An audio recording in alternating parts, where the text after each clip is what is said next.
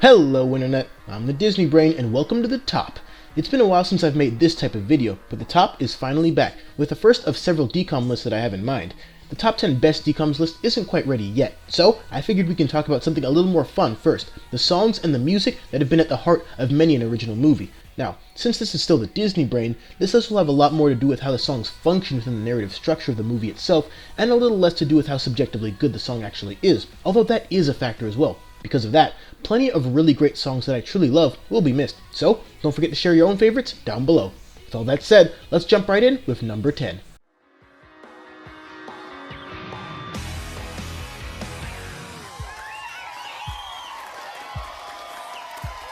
Walls, you can build them all around, just to shield a piece of your... The closing number from Radio Rebel also brought with it the close of the character arc of Adam DeMarco's character in Gavin. The Radio Rebel review is more detailed regarding his character, but in a lot of ways, the movie is just as much about him as it is about Debbie Ryan's character, since his arc involves being challenged to change versus staying true to himself. He doesn't want to compromise who he is for the promise of ill-gotten fame, and that's the whole point of the movie, and, in time, even his own bandmates understand that and jam with him. A well-performed, graceful song, and a solid start to our top 10.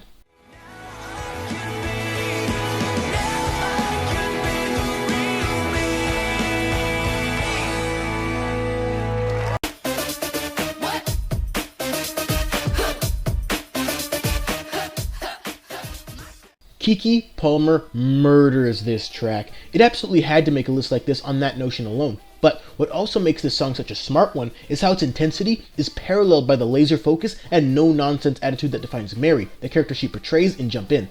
The song speaks generally towards competition, making it a great workout song, but it also makes sense because Mary and her team have never been able to win it big in Double Dutch before Corbin Blue's character, Izzy, got into it. It's literally her turn now, and if you've seen the movie, then you know how it all plays out. A pure power track from one of Paul Hoen's greatest directorial accomplishments.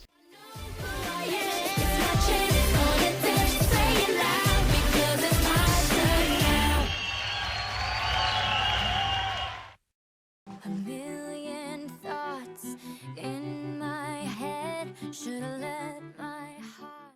Dove Cameron is exceptional in a great many ways, and singing is absolutely one of her many talents. But this particular song's inclusion on this list is all about its tonality, and how it relates to Mal, the character Dove portrays. It beautifully captures the internal struggle of doubting the very nature of what you were raised to be. Good, evil, those traits aren't encoded in your DNA. They are choices, and that's what this song is all about, trying to make that difficult choice.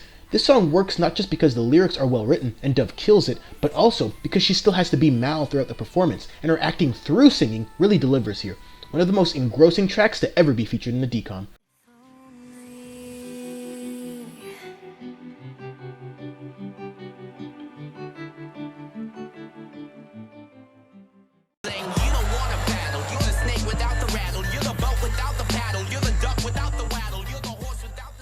In my Adventures in Babysitting review, I talked a little bit about how god-awful the rap battle was. This battle? Anything but. A movie about rap and hip-hop on Disney Channel of all things could have easily taken a turn for the cheesy and unbearable, but the songs within this movie are pretty much all solid, and the rapping is arguably the best part about the soundtrack. Moment of Truth delivers because it was properly built up to throughout the entirety of the film to such an intelligent degree. These two aren't pulling punches either, they are out to end careers, and you can really feel the tension beautifully captured between both actors present. All of this serves as a perfect setup for the DCOM review to come, and when we get there, we'll discuss things in greater detail. So you can keep a trophy that you don't deserve. I might be a bus boy, but you just got served.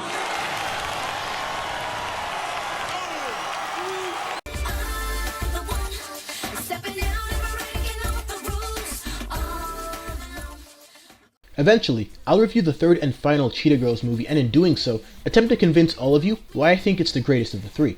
This song is a perfect example of why I think that way, as it finds a way to convey the central conflict in the movie through a wonderfully powerful and confrontational song about each of the three remaining Cheetah Girls literally wanting to be the one.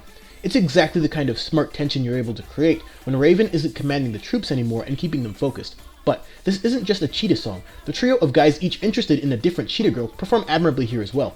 The song has a unique feel about it that could only be captured by the tone present in this particular movie, and all in all proving that the man, the myth, the legend can in fact make a good movie about literally anything, regardless of who's missing.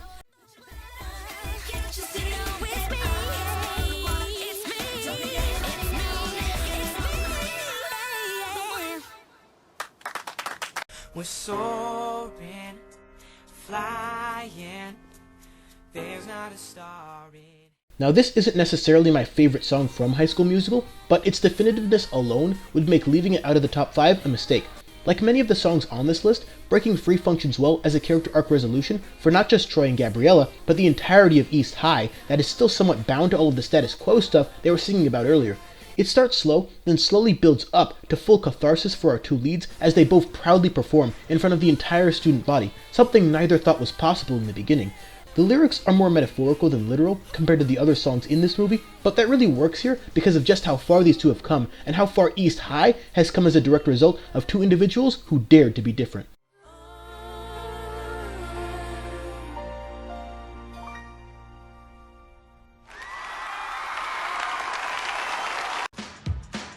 March to the beat. I march to the beat, gonna do my thing.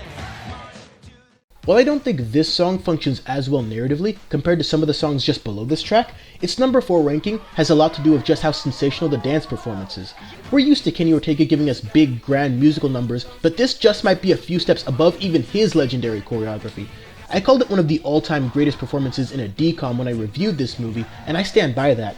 And while this song does function reasonably well into the narrative, the whole "we forget everything" ending kind of undercuts that development to an extent. But even still, I believe that Gotta Be Me is the gold standard for Disney musical performances, and it may be a while before anything can even come close to these dance moves, let alone top them.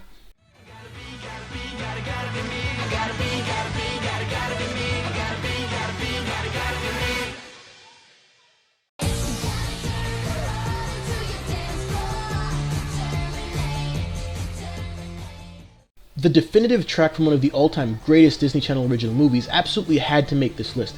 It's such an intelligent song too, because the movie realized that once the band became official and they had some time to work on songs with a bit more production behind them, that the music would sound different as a direct result. So we got the powerful guitar chords, Adam Hicks doing some insanely good rapping, and the entire performance plays out similarly to how many of the great DCOM songs function, in the sense that it starts slow and low-key before exploding, which is usually a very smart parallel of the movie itself. Both in the context of the movie and in the real world, Determinate helped Lemonade Mouth become a phenomenon, and with just one listen, it's easy to see why.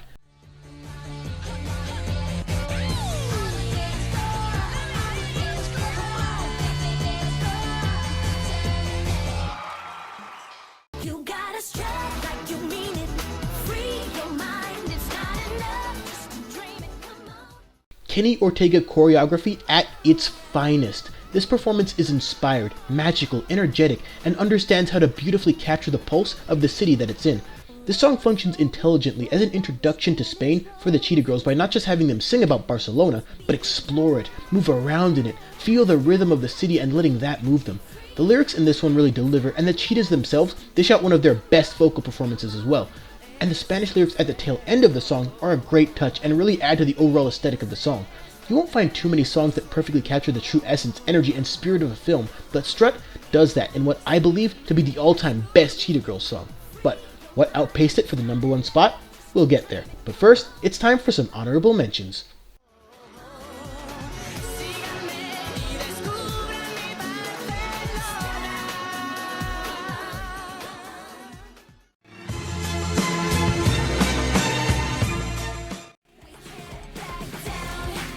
There's too much at stake.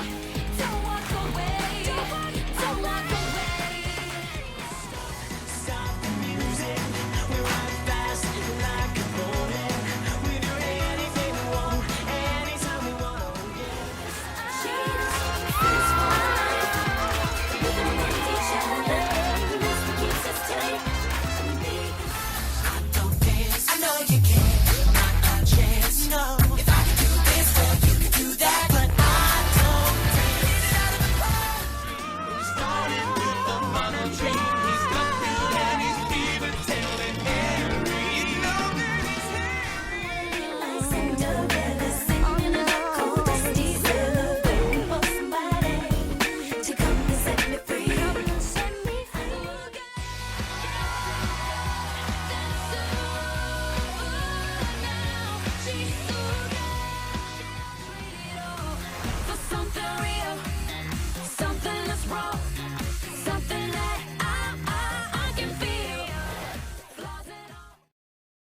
This is real, this is me. I'm exactly where I'm supposed to be now.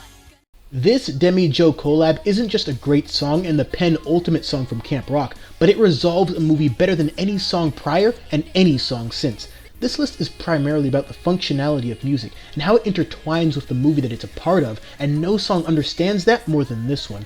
A large plot point in the movie is Shane, Joe's character, being sent to Camp Rock to rediscover himself to an extent because his bad boy image is causing problems.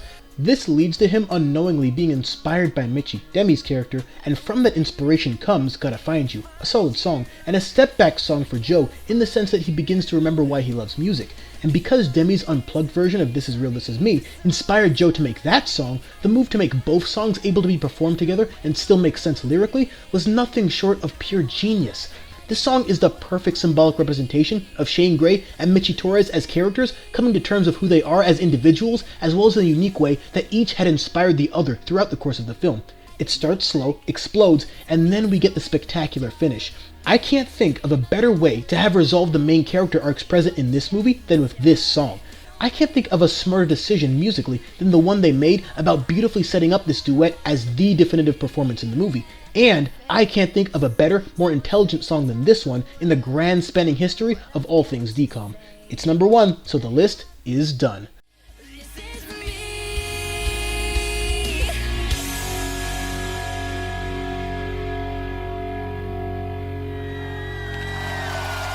Thanks for watching. If you enjoyed this list, throw it on a like, sub for more, and share the power of music everywhere. And don't forget to follow the Disney Brain on Facebook and Twitter for updates. Links down below.